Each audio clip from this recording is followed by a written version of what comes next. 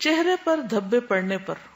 ام سلمہ رضی اللہ عنہا سے روایت ہے کہ نبی صلی اللہ علیہ وسلم نے ان کے گھر میں ایک لڑکی دیکھی جس کے چہرے پر کالے دھبے پڑ گئے تھے. آپ نے فرمایا اس کو دم کرا دو کیونکہ اسے نظر لگ گئی ہے. یہ بخاری کی روایت.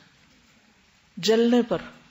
محمد بن حاتب سے مروی ہے کہ ایک مرتبہ میرے ہاتھ پر ایک ہانڈی گر گئی جس سے میرا ہاتھ جل گیا تو میرے والد مجھے رسول اللہ صلی اللہ علیہ وسلم کے پاس لے گئے.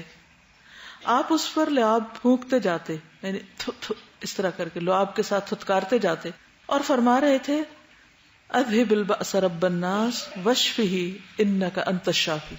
اب آپ دیکھ رہے تھوڑے تھوڑے الفاظ کا بھی فرق ہے, تو یہ سارے الفاظ بھی پڑھ سکتے اور اس میں سے کوئی ایک بھی پڑھ سکتے کہ اے لوگوں کے رب اس تکلیف کو دور فرما, تو اسے شفا عطا فرما, کیونکہ شفا دینے والا تو ہی ہے.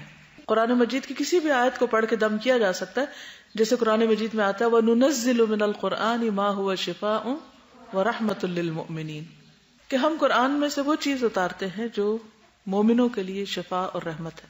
دم کرنے کی شرائط.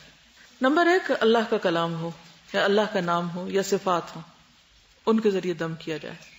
تو اللہ کا کلام جس میں سورۃ فاتحہ بھی ہے, آیت الکرسی بھی ہے, معوذتین بھی ہے, سورۃ البقرہ کی آخری آیات بھی ہیں, ان کے تو دلائل بھی ملتے ہیں. لیکن اس کے علاوہ بھی اللہ کے کلام سے دم کیا جا سکتا ہے, اللہ کے ناموں سے. نمبر 2, عربی زبان میں ہو اور ایسے الفاظ میں ہو جن کا معنی اور مفہوم واضح ہو, کلیئر الفاظ ہو, مجہول اور نامعلوم الفاظ نہ ہو. کیا پتہ جنوں کو پکارا جا رہا ہو.